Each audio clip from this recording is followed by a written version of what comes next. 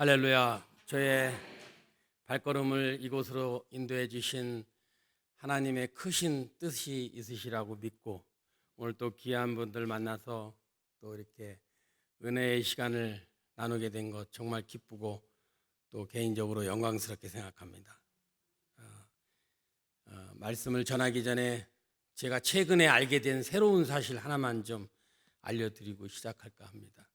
요즘에 그 아파트 이름을 브라운스톤, 월드 메리디앙 막 이렇게 영어로 붙이는 이유가 시부모님 못 찾아오게 하려고 그러는 얘기를 최근에 알게 됐는데, 제가 사는 아파트 이름은 순수한 한글입니다. 이편한 세상 아파트라고. 근데 저희 아파트에 있는 단지의 상호는 다 이편한 세상입니다. 이편한 세상 유치원, 이편한 세상 부동산, 이편한 세상 미용실. 그런데 최근에 한 2달 전에 새로운 상호가 생겼는데 좀 특이해서 소개드립니다. 애견센터가 들어왔는데 이름이 개편한 세상입니다.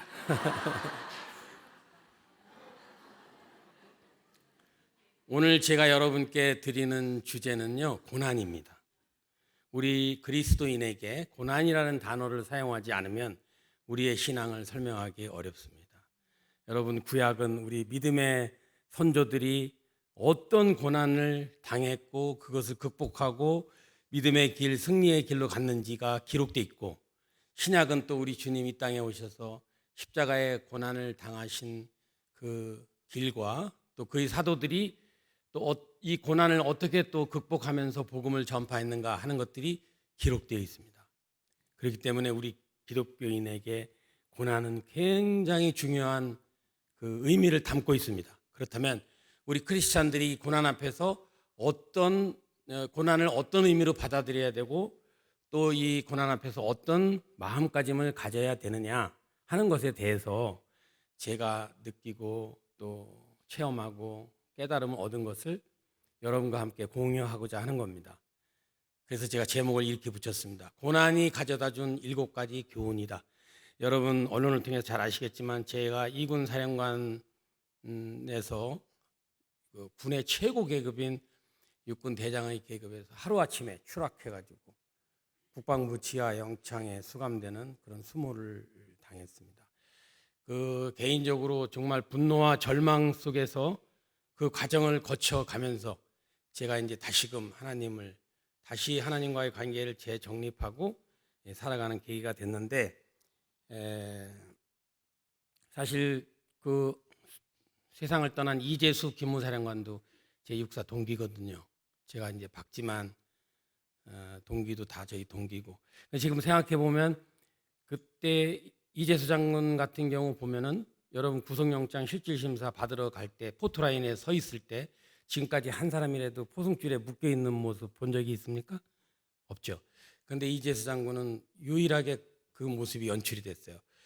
40년 동안 나라를 위해서 헌신한 장성이 그런 모욕을 당했을 때 그 이재수 장군이 선택한 것은 제가 볼 때는 죽음으로 항의를 표시한 것이라고 저는 생각을 합니다.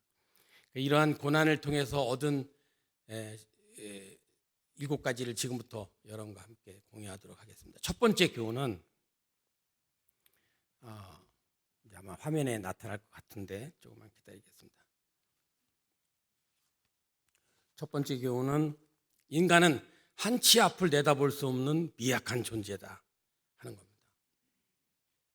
여러분, 저는 우리 군의 군사 전략가로서 저희 후배들은 아마 지난 10년, 앞으로 10년 박찬주 대장 같은 전략가는 나오지 않을 것이라고 칭찬을 해줍니다. 또 한반도에 몇 명 되지 않는 전쟁 기획의 전문가입니다. 그런데 이 전략가의 첫 번째 자질이 뭐냐면요, 미래를 예측하는 거예요. 그래서 먼 미래를 내다보고 거기에 맞게 우리가 안보 환경의 변화를 예측하고 거기에 맞게 군사력을 건설하고 또 군사 전략 개념을 구현하는 이런 일을 하는 사람이에요. 그런데 저 자신의 일에 대해서는 단 하루도 제가 예측을 못했어요. 거기서 제가 무너진 겁니다. 인간이 얼마나 참 약한 존재인가. 미래는 이 인간의 영역이 아니구나. 우리가 교만해서는 안 되는구나. 이것은 하나님의 영역이다. 그렇게 고백할 수밖에 없었습니다. 그래서 우리 고난에 임하는 첫 번째 우리 그리스도인이 가져야 될 자세는 이 고난을 주신 것도 하나님이고 결국은 이 고난을 해결하실 분도 하나님이라는 마음을 갖는 것, 그것이 고난의 출발이다. 이런 말씀을 드리고, 주님께서도 베드로에게 말씀하셨어요. 내일 새벽 닭이 울기 전에 네가 나를 3번 부인하리라 하고 했지만 베드로는 완강히 그걸 부인했습니다. 절대 그런 일이 없을 거라고. 근데 그 다음날 첫 새벽 첫 닭이 울 때 본인이 이미 주님을 3번 부인했다는 사실을 알고 목을 놓아 울게 됩니다. 다음 두 번째 교훈입니다. 내 인생의 주인공은 내 자신이 아니다. 나는 그분의 피조물일 뿐 내 삶을 주관하시는 이는 하나님이시다 하는 겁니다. 이것은 자기 부인이에요. 자기 부인. 내 삶을 부인하는 거예요. 모든 것을 다 하나님의 주관과 섭리에 맡기는 겁니다. 여러분, 십자가의 정신의 가장 중요한 정신은 자기 부인입니다. 그래서 주님께서도 말씀하십니다. 누구든지 나를 따라오려거든 자기를 부인하고 자기 십자가를 지고 나를 따를 것이라. 이렇게 말씀하시는 겁니다. 여러분, 이제 마태복음 5장에 보면은 여러 복이 나오죠. 그 중에서 심령이 가난한 자는 복이 있나니 천국이 저들일 것이며 라는 구절이 나와요. 여러분, 심령이 가난하다는 게 무슨 뜻입니까? Poor in spirit. 이게 번역이 어려워요. 이건 무슨 뜻하냐면 심령이 가난하다는 것은 자기가 할 수 있는 일은 아무것도 없다. 모든 걸 내려놓고 하나님의 주권과 섭리에 자기 자신을 맡긴 상태. 이게 심령이 가난한 거예요. 그래서 복을 말씀하시면서 천국이 저들일 것이며 라고 이렇게 높게 평가해 주시는 복이 뭐냐? 심령이 가난한 자입니다. 그래서 마귀와 사탄이 우리에게 추구하는 끊임없는 노력은 뭐냐면 주님의 섭리와 주권을 의심하게 만드는 거예요. 여러분, 요한복음 9장에 보면 이런 게 나오죠. 제자들이 주님께 묻습니다. 예수님께.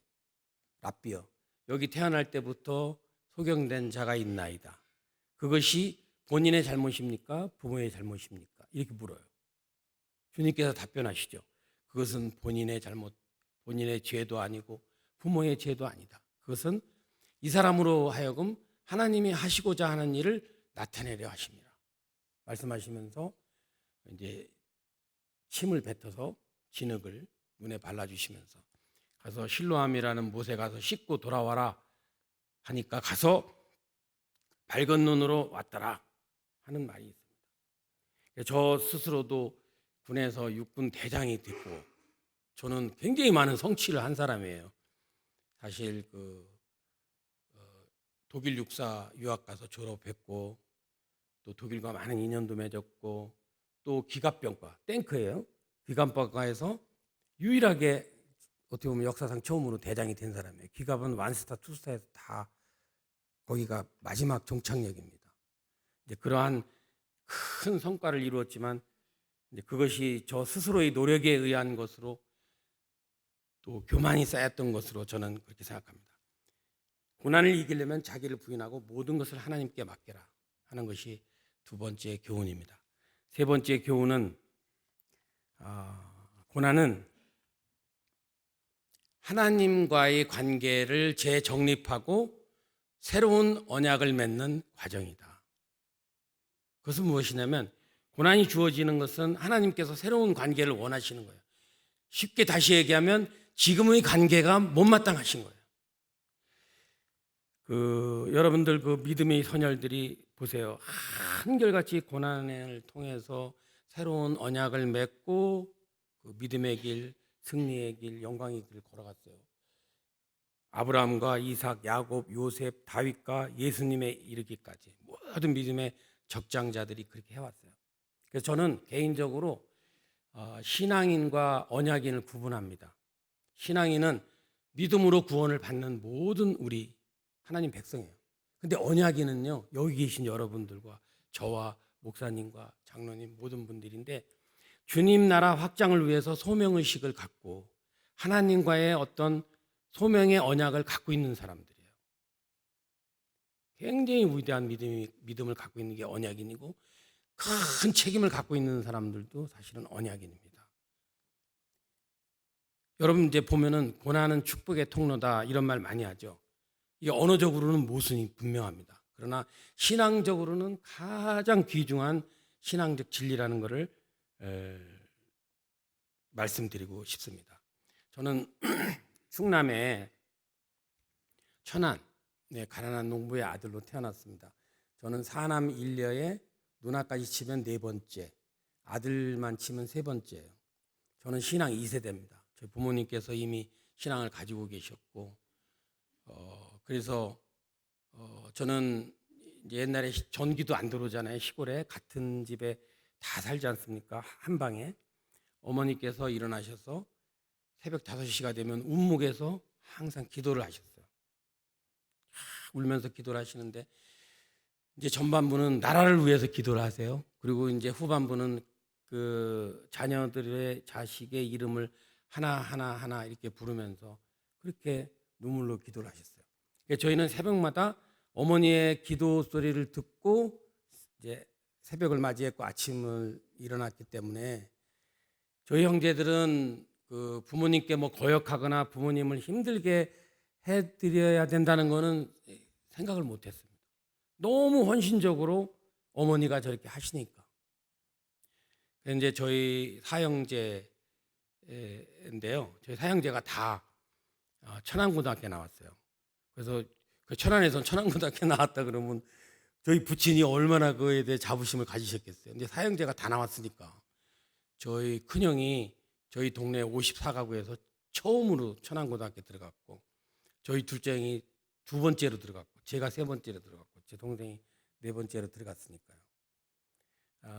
근데 제가 이제 여기 이군 사령관 할 때 저희 부친께서 돌아가셨는데 90세에 돌아가시기 한 3개월 전에 오셔가지고 엄청 쇠약해지셨더라고요. 저를 부르셔가지고 말씀하셨습니다. 잔주야, 내가 너한테 사과할 게 하나 있다. 사실은 너 고등학교 들어갈 때 떨어지라고 기도했다. 왜냐하면 시골에서 농사를 짓는데 부모님이 그래도 아들 넷인데 그중에 한두 명은 아버지를 도와드려야 되지 않습니까? 근데 이제 큰형은 이제 맞아들이니까 잘 되길 바랬을 거고 둘째 형도 그렇고 이제 저 때 돼서 현실을 느끼신 거죠. 찬주가 떨어져서 농사를 같이 졌으면 좋겠다. 그때 농사를 졌으면 그래도 멋진 농부가 됐겠죠. 그리고 어머니가 너무나 신앙에 열정이 있으셨기 때문에 큰아들은 하나님께 첫열매다. 하나님께 드려야 된다. 해서 신학대학을 가고 목사님이시고 지금 감리교. 그다음에 이제 옛날 시골에서 부모님들이 그런 말씀 많이 하셨어요. 공주사대 가면 그래도 좀 돈 대줄 수도 있다. 그렇게 좋아하셨어요. 이상하게 공주사대를. 저희 위에 형과 제 동생은 이제 교편 생활을 했고 저는 어떠한 경우라도 고등학교 졸업한 이후로는 부모님께 조금이라도 부담을 드리지 않는 스스로의 길을 걸어가겠다 해서 사관학교를 간 겁니다. 저는 이제 여러분들도 학교 다니시면서 이제 많은 즐거움, 어려움 같은 거 느끼시겠지만 저는 가장 고통을 받았던 게 사실은 교복이에요. 교복. 그래서 큰형이 입던 거, 둘째 형이 입고 저 입을 때 이제 다 떨어져요. 못 입게. 그럼 또 제 동생은 새로 사 입고 이제 그런 현상이 계속되는데 처음에 이제 중학교 들어가면 이제 처음 교복을 입는 거잖아요. 근데 아주 바랜 옷, 한 300명 중에 유일하게 바랜 옷 아래 옷 입고 또 저희 어머니가 이 주머니가 너무 막 헐었으니까 이거를 시집 오실 때 저희 어머니가 대구에서 잘하셨거든요. 저 주머니를 그 뭐라 그래 이렇게 오바로크 짜집기 한다 그러죠. 막 양방향으로 막 실로 그걸 주머니를 봉해 버리셨는데 그러면 그 색깔을 좀 비슷한 걸로 좀 맞춰주든가 해야 되는데 그래서 중학교 3학년 동안 공부는 잘했어요. 제가 중학교 들어가서도. 근데 좀 성격이 좀 조용하게 바뀌었다고 할까? 뭐 그랬어요. 근데 더 어려운 일은 뭐였냐면 고등학교 들어가니까 이제 교련복이 이제 있지 않습니까? 근데 저희 형들이 입을 때는 이 무늬가 자주국방이 꾸불꾸불꾸불 쓴 교련복인데 저희 들어갈 때 그게 바뀌었습니다. 가나다라로. 가나다라. 근데 여러분 360명이 입학했는데 359명은 전부 산뜻한 가나다라를 입고 있는데 박찬주 생도 혼자 자주국방 입고 바렌 교련복 입고 다니는 그 박찬주 학생의 심정을 좀 이해해 주실 수 있겠습니까? 그래서 제가 이제 육사를 갔는데 육사에 가면은 처음에 한 달 동안 기초군사훈련이라 해서 뭐 총 쏘고 수류탄 던지고 뭐 제식훈련 이렇게 기초적인 걸 배우는데 처음에 들어가면 그거 하기 전에 체촌이라 해서 몸에 치수를 잽니다. 한 달 후에 생도대에 정식으로 입학을 해서 딱 들어가니까 두 명이 한 호실을 쓰는 거예요. 침대도 저는 이제 처음 써보는 거예요. 태어나서. 전기도 안 들어왔으니까 시골에. 그런데 캐비넷을 열어보니까 아무도 안 입어요. 지금까지. 오직 박찬주에게 맞는 옷이 진열이 되어 있는 거예요. 왼쪽부터 예복, 동정복, 동정복, 하정복, 동근무복, 하근무복, 동체육복, 하체육복, 교련복, 태권도복, 무도복 쫙 진열되어 있는데 너무 감동을 하고 감격을 해가지고 그 이제 희죽희죽 웃고 다니니까 그 1학년 선배 생도들한테 많이 혼났죠. 왜 웃고 다니냐고. 근데 그 또 제가 하나 또 가지고 있는 특징이 뭐냐면 다리가 튼튼한 이유가 초, 중, 고등학교를 한 6km씩 걸어 다녔으니까 엄청 다리가 튼튼한 거죠. 그리고 제가 고등학교 다닐 때는 1000m 선수였어요. 그래서 그 육사 들어가서 매주 월요일 오후 16시가 되면 전 생도들이 전투복을 입고 나와서 철모 쓰고 그 단독군장이라 그러죠. 남자들 아실 거예요. 총 들고 8km를 뜁니다. 서울여대 앞으로 해서 막 군가 부르면서 막 뛰면 그 많은 생도들이 낙오합니다. 컨디션 나쁘면 4학년 생도도 낙오해요. 창피당하는 거죠. 근데 저는 뛰고 돌아와서 항상 36기 생도들이 불러서 기합을 줬어요. 기분 나쁘다고. 그 뭐냐? 넌 왜 땀을 안 흘리냐? 그랬는데 제가 어느 날 그 유도 시간에 이제 유도 체육관으로 간다고 유도복을 입고 중대 그 우리 생도대 앞에 딱 나와 서 있는데 4학년 생도가 강릉에 사는 분인데 아주 그분도 시골에 자라신 분이라 저에 대한 어떤 연민의 정을 느끼고 있는 분인데 저한테 박찬희 생도 지금 독일 육사 선발 시험이 있는데 너 빨리 가서 시험 봐라. 그래가지고 이제 저도 독일 육사 가는 게 있는지도 몰랐어요. 한 학년에서 한 명 뽑아서 보낸다는데. 나중에 알고 보니까 박정희 대통령이 1965년인가 독일에 가서 그 차관을 얻어오고 광부 간호사들 이렇게 파견하고 하는 그 MOU의 마지막에 생도 한 명을 선발해 주면 독일에서 교육을 시켜달라 뭐 이런 게 있었어요. 그때부터 가게 된 거라 하는데 가서 시험을 보니까 이제 선발이 어떻게 되냐면 제가 육사 들어갈 때 300명 중에 40등 했거든요. 그러면 뭐 못한 거 아니지 않습니까? 근데 통상 한 10등 안에 들어야 간다고 해요. 근데 그때 당시 시스템이 학교장이 4명을 선발해가지고 예비생도를 4명을 앉혀놓고 면접을 해서 이제 선발하는 시스템이었는데 그때 학교장이 누구냐면 정승화 중장이었어요. 그분이 앉아있고 여기 두 생도 앉아있고 여기 두 생도 앉아있고 저기 소령 한 명이 이제 노트 테이킹을 합니다. 그 옛날 뭐 임금 옆에서 말하는 거 적듯이 그 학교장이 얘기하는 걸 이렇게 적어요. 뭐 그대로 기침하면 기침한 대로 이렇게 그렇게 하는데 정승화 중장이 생도에게 묻습니다. 우리 어른들이 젊은이한테 물을 때 아주 자주 질문하는 거 있죠. 아버지 뭐 하시냐? 이제 아버지 뭐 하시냐? 묻습니다. 이렇게 한 명씩 한 명씩. 제 차례가 돌아왔는데 아버지 뭐 하시냐? 네, 농사 지으십니다. 무슨 농사 짓느냐? 논농사는 뭐 몇 마디 짓느냐? 이제 꼬치꼬치 물으시는 거예요. 노는 12마디 짓고 고추 농사 짓고 콩도 심고 누에도 치고 여러분 옛날 누에 치던 거 아시는 분 있으세요? 누에가 잠자는 거 아시죠? 4번. 예, 뽕도 봄 누에 있고 가을 누에 있고. 그런데 그리고 나서 저도 이제 피면접자로서 그래도 저희 아버지에 대해서 뭔가는 더 말씀을 드려야 되지 않겠습니까? 그래서 제가 2가지를 더 말씀드렸어요. 첫째는 저희 부친은 감리교 권사님이시고 그리고 저희 동네 새마을 지도자입니다. 그랬더니 정성화 중장이 한 2초 정도 침묵하시다가 갑자기 조금 높은 목소리로 그래 박찬수 생도가 가라. 딱 그 자리에서 결정을 하는 거예요. 그러니까 그 노트 테이킹 하던 소리 깜짝 놀래가지고. 근데 이제 그때 당시에 관례는 2명의 생도를 뽑아서 주한 독일 대사에게 보내면 주한 독일 대사가 면접을 해가지고 이제 최종 결정하는 그런 관례였습니다. 그래가지고 이제 어느 날 그 다음 주인가 이제 생도 2명 저하고 또 그 같은 생도 둘이 독일어과 교수 대위인데요. 그분이 인솔을 해가지고 이제 태릉에서 서울로 가고 있었어요. 그때는 뭐 77년도니까 교통이 많지 않을 때죠. 중량교를 막 건너는데 갑자기 헌병이 막 사이렌을 불면서 다가옵니다. 우리 헌병 백차라고 그러잖아요, 그죠?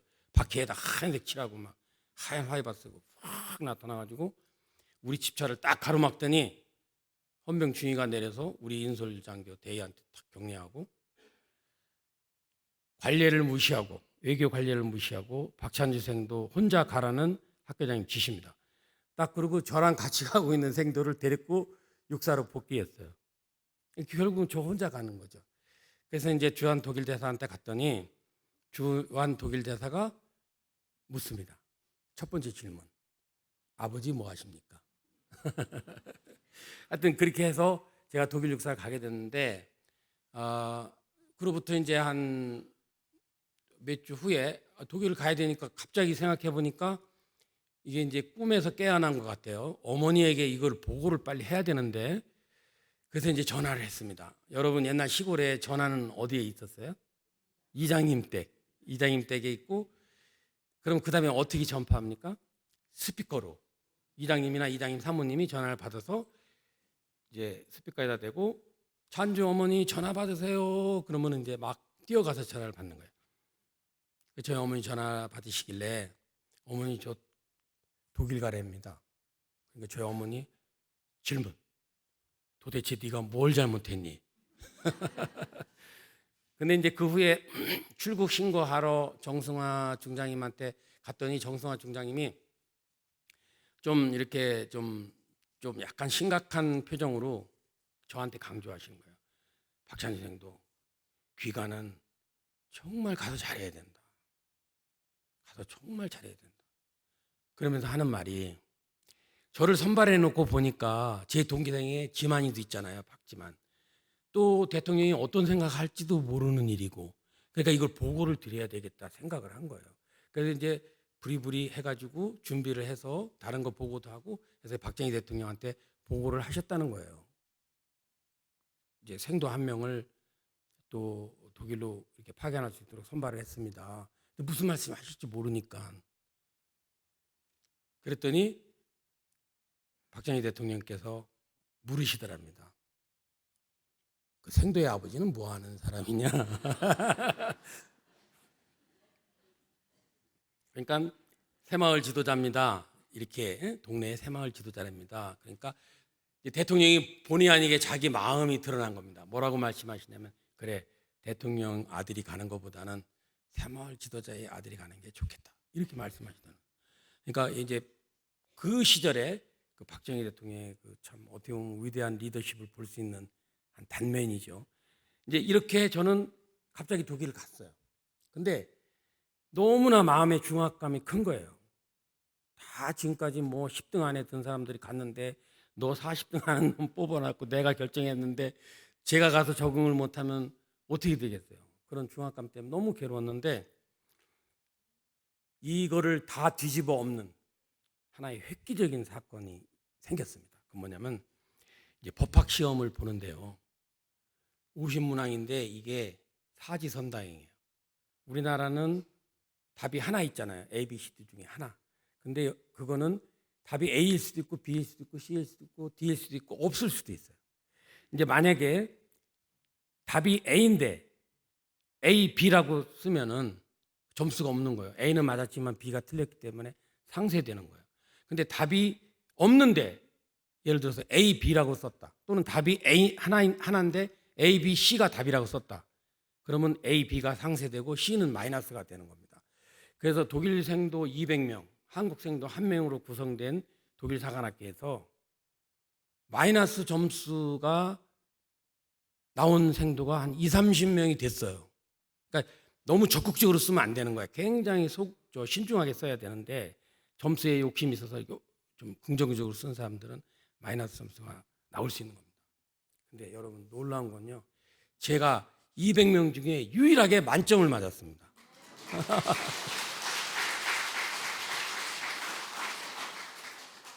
이건 참 어떻게 보면 독일 사람들 자존심도 상하는 일인데 그렇다고 저를 나무라지 마세요. 저는 저 혼자 만점 맞으리라고는 전혀 생각을 못했습니다. 그래서 제가 이제 그 교수님을 좀 위로해 드리려고 이제 말씀을 드렸죠. 앞으로 사지선다형만 내주세요. 저희는 한국 학생들은 사지선다형에 굉장히 특화되어 있습니다. 필요할 때는 볼펜도 굴립니다. 뭐 이러니까. 근데 또 이분이 이걸 또 진짜로 알아들어가지고 그러면 진짜 문제잖아요. 또 그게 아니라는 걸 설명하는데도 상당한 시간이 걸렸습니다.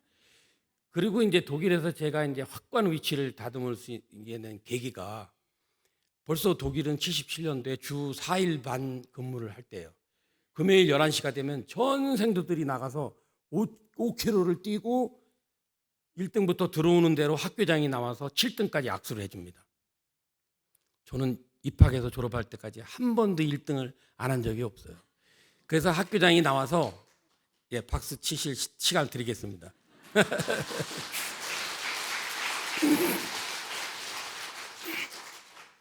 학교장이 와서 1등 악수하고 2등 뭐라 그러냐면 뭐 농담이죠. 한번 떨어뜨려 봐라.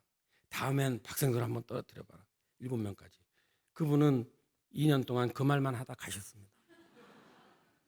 이 두 가지 사건으로 제가 굉장히 큰 자신감을 얻게 됐고 또 독일 사람들 제가 어떤 실수가 있으면 쟤는 역량이 있는 애야. 그런데 외국생도의 핸디캡으로 일시적으로 저럴 뿐이야. 이런 또 이해를 해주는 거예요. 그리고 이 독일 사람들이 굉장히 한국에 대해서 호감을 갖고 있어요. 이 심파티가 있어요. 그래 왜 그러냐면 같은 분단 국가지 않습니까? 그리고 국민성이 비슷해요. 근면하고 성실하거든요.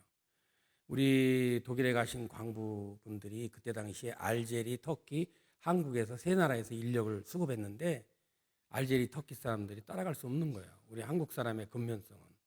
그리고 핑계나 변명이 없잖아요. 직하게 모든 일을 다 하잖아요. 그리고 독일 국민성이 또 이 교육열이 굉장히 합니다. 자식을 위한. 저도 이제 사실은 58년생인데 우리가 56년부터 63년 사이를 뭐라 그럽니까? 베이비 부모라 그러죠. 연도별 인구가 가장 많고. 그래서 우리는 어려운 시절을 거친 사람들이기 때문에 다음 세대에 대해서는 어떤 일이 있어도 이 풍요로움을 물려줘야 되겠다는 그런 욕망이 굉장히 강해요.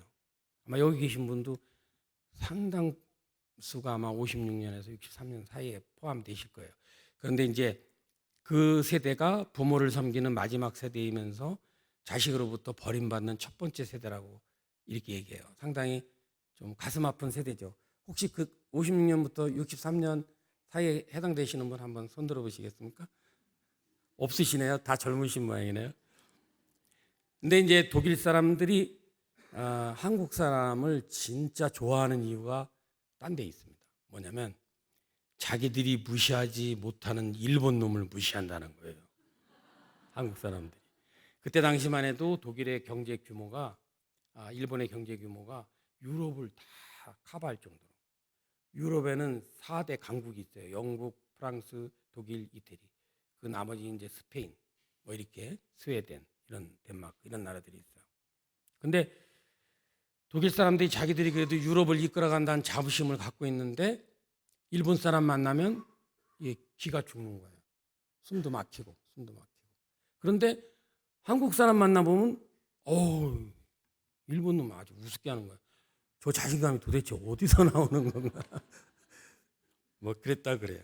제가 이제 얘기 나온 길에 한 가지만 더 말씀을 드리면 USFK, United States Forces in Korea, 주한미군 사령부, 여기 그 일부가 여기 캠프워크에도 있지만 주한미군 사령부 홈페이지에 보면 당신은 한국 생활에 잘 적응하고 있고 이제 한국을 떠날 때가 되었군요 하는 그 징후가 있어요. 인디케이터가 뭐 웃음 코너에 깔깔 코너.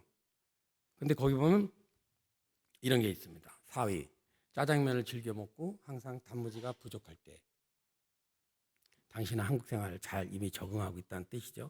뭐 3위 그 음식점에서 두루마리 휴지를 냅킨 대신 줘도 전혀 뭐 어색하지 않을 때. 어떤 식당엔 천장에다 막 서너 개씩 달아놓잖아요. 가까운 데서 뜯어 쓰라고. 그런 두루마리는 화장실에서만 쓰죠. 서양에서는. 우리도 물론 그렇지만. 그 다음에 2위 남자가 저기 화장실 가서 소변을 보는데 청소하시는 여자분이 와서 봉골레로 발 앞에를 막 닦아도 전혀 흔들리지 않고 당신은 한국 생활에 적응하고 있고 한국을 떠날 때가 되었군요. 1위 괜히 일본 놈이 싫어졌을 때 그렇게 나온 걸 제가 봤어요. 그 외국에서 한국어를 배우기 위해서 또는 유학하기 위해서 한국에 온 외국 학생이 보고 가장 깜짝 놀라는 간판이 그거랍니다. 할머니 뼈다구 해장국.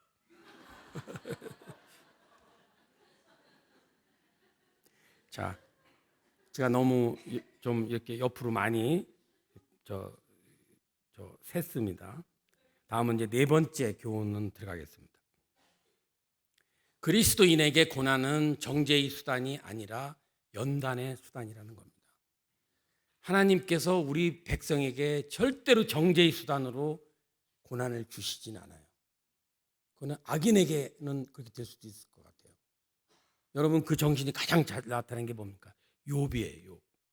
욥은 당대의 의인입니다.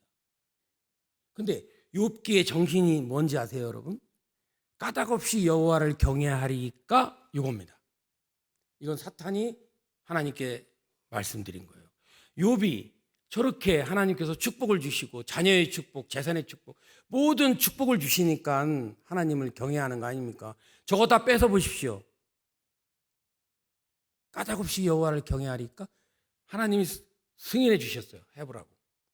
결국은 재산도 잃고 건강도 잃고 어려운 가운데서도 욥은 자기 중심을 지켜갑니다. 그때 친구들이 나타납니다.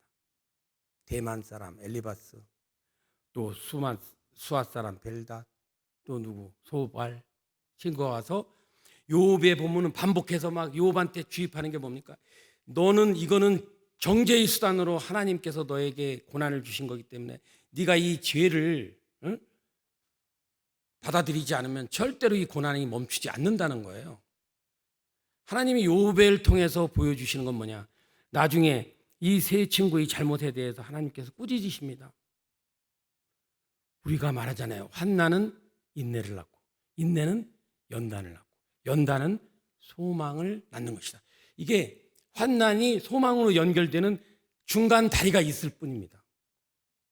우리는 그걸 알아야 됩니다.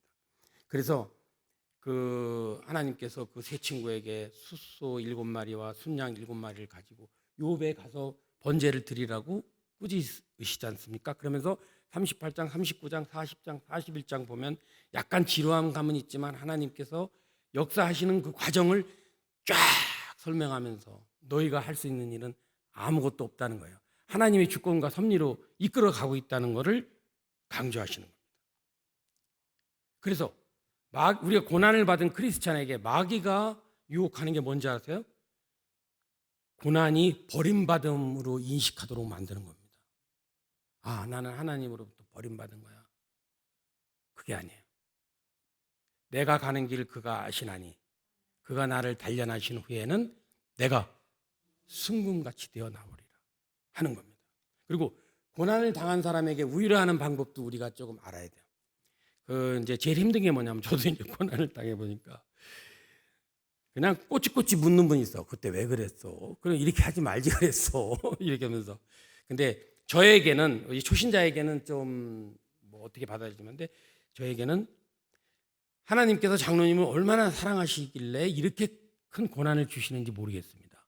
이게 저한테는 제일 감사한 말씀이었어요. 그 외에도 힘내십시오.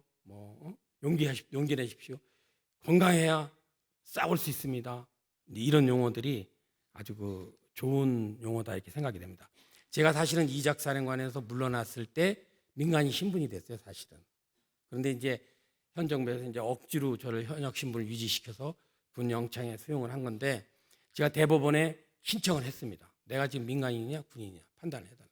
그래서 저는 87일간 군 영창에 대기하고 있으면서 나름 싸운 거예요. 그런데 대법원에서 판단이 일찍 나오지가 않지 않습니까? 대법원이라는 데가.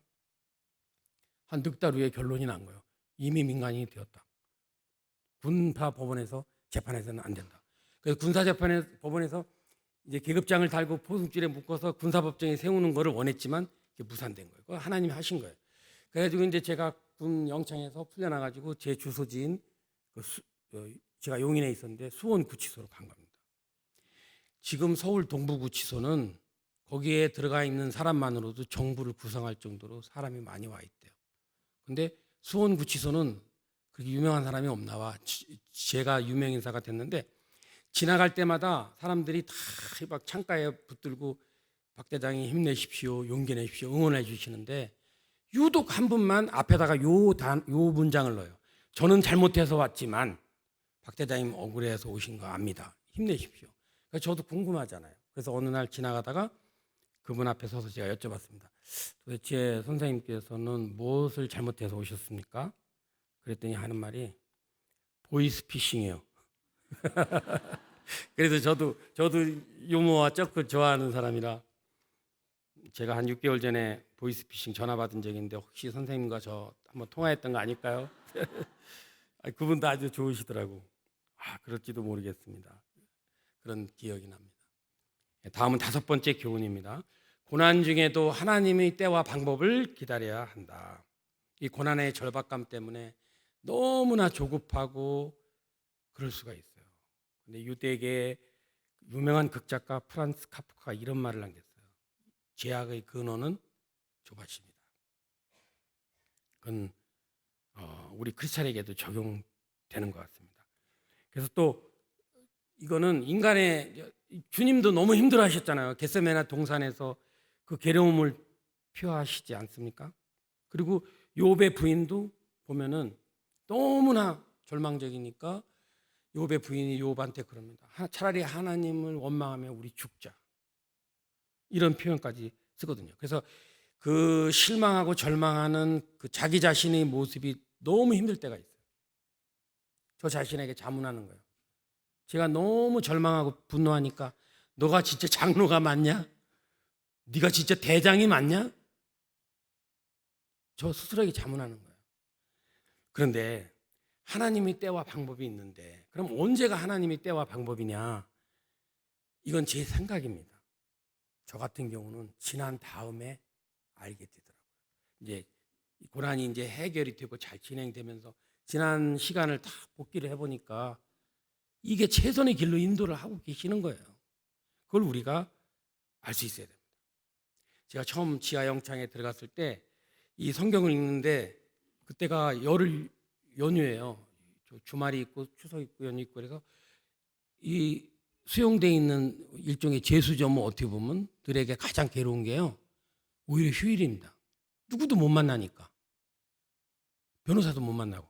그런데 이제 일반 구치소는 좀 다르지만 이거를 성경책을 읽어보니까 글씨가 막 돌아다녀요. 맞출 수 없죠. 초점을. 하루가 지난 다음에 제가 이제 헌병한테 부탁을 해서 포스트잇을 달라 그래가지고 포스트잇 한 장에 한 구절씩 그거를 영창 벽에다가 쭉 붙여나갔어요. 그 연휴 기간에 이쪽 다 붙으면 이쪽 벽, 다 붙으면 이쪽 벽 쫙 하니까 마치 그 가을 은행나무 가로수 같이 노랗게 방이 이렇게 되고 제가 이 걸어가면 파락파락 이게 포스트잇이 이렇게 움직여요. 그것도 저하고 아이 컨택은 안 되지만 제 방 요 모퉁이에 책상 놓고 헌병이 앉아 있어요. 다 보고를 합니다. 제가 이렇게 두 줄을 붙이니까 옆에 소리가 들리더라고. 두 줄 붙였습니다. 다음 6번째 교훈은 고난 가운데 새로운 사명을 준비해야 한다. 저는 신앙 1세대입니다. 저는 그런 믿음을 갖고 있습니다. 우리 대한민국은 신앙 1세대의 믿음으로 대한민국이 발전했고 신앙 2세대가 축복을 받았다. 그래서 제가 독일 친구들한테도 이런 말 많이 합니다. 난 너희들로 말하면 300년 산 사람이야. 너희들 1700년대 말에 산업혁명이 일으켜가지고 농경사회에서 산업사회로 가고 정보화세대에 왔지만 나는 한 세대에 이 모든 것을 압축해서 다 겪어본 사람이다. 저희 집 저 고등학교 1학년 때 전역이 들어왔어요. 정말 여러분 저기 좀 나이 드신 분들은 생각날 거예요. 옛날 뭐라 그럽니까? 우리 충청도에서 호로라 그러는데 호로. 유리 닦아서 호야. 죄송합니다. 호야. 진짜 전기만 들으면 제가 성적을 한 10% 이상 올릴 것 같은 그런 느낌이 들었죠. 근데 우리 세대가 또 우리 다음 세대에 대한 관심이 많기 때문에 이제 우리 자녀들에게 좀 알려주고 싶잖아요. 그러니까 너희들이 사는 삶이 또 우리와 비교해 보면 이렇게 좋다는 걸 좀 알았으면 좋겠다 하는 차원에서 좋은 뜻에서 말을 하죠. 그래서 저도 얘기해요. 아들한테. 야, 아빠는 어렸을 때 전기가 안 들어왔어. 그러면 애들이 그렇게 생각해요. 깜깜한 데서 텔레비 보셨나 보다. 저는 그 시골에서 계란을 먹을 수 있는 거는 소풍 갈 때, 그 다음에 자기 생일 때. 생일이면 저 사형제 다 좀 계란을 주시면 얼마나 좋아요. 생일 맞은 사람만 딱 주고 나머지는 그 볕지 꾸러미를 해서 그죠? 해가지고 돈으로 바꿔야 되니까. 열심히 악착같이 옛날엔 그렇게 살았잖아요. 그래서 저는 학교 다닐 때 제 짝꿍이 항상 밥에다가 삶은 계란을 까서 밥에다 박아와요. 그게 그렇게 뭐랄까 쇼킹하다랄까. 나는 1년에 한 2-3번밖에 못 먹는데 매일 먹으니까. 근데 그걸 좀 빨리 먹어 치우지 꼭 남겨놨다가 마지막에 먹으려고 그러고. 그래서 제가 결심했어요. 이거는 진심입니다. 나는 앞으로 어른이 되면 정말 내 아들들에게 매일 도시락에다가 삶은 계란 하나, 삶은 거 박아주는 아빠가 되겠다. 그때만 해도 미래를 예측하기 어려웠지 않습니까? 정말 그때 그 시절에 제가 여기 한국에 있고 뉴욕에 있는 우리 아들이 지하철 타고 가면서 서로 전화 통화가 가능하리라고 여러분 상상을 했어요? 아니죠. 저는 신성일 어맹란 나와서 막 이렇게 영화 보면 항상 그 스토리보다도 그 집이 궁금해. 집. 전화기도 있고 계단을 따라 올라가고 이렇게 밥을 먹고 계란도 삶아 먹는 게 아니라 후라이도 있고 여러 가지. 근데 그 계란을 하나씩 삶아주는 꿈은 못 이룰 것 같아요. 요즘 애들은 삶은 계란을 안 먹어. 먹으라 그래도 안 먹어. 좀 화가 나긴 해요, 사실은. 그래서 저는 이 군 생활을 하면서 어떤 소명이 있었냐면 이제 이 기독교의 다음 세대에 대한 걱정을 하는 거예요, 사실은. 그래서 제 소명을 어디서 인식을 했냐면 제가 이제 한국 기독교인 연합회 활동하시는 분도 많지만 완스타, 투스타, 쓰리스타 사무총장 하면서 육해공군 8만 명이 하사 이상 모여진 단체예요. 느슨하긴 하지만 중요합니다. 저희가 했던 일은 뭐냐면 적극적으로 세례를 주는 거예요. 1년에 20만 명이 들어오는데 군대를 매년 14만 명씩 세례를 줬어요. 어마어마한 겁니다. 그러면 많은 분들은 그래요. 그렇게 아직 성숙되지 않은 사람한테 세례를 주면 되느냐.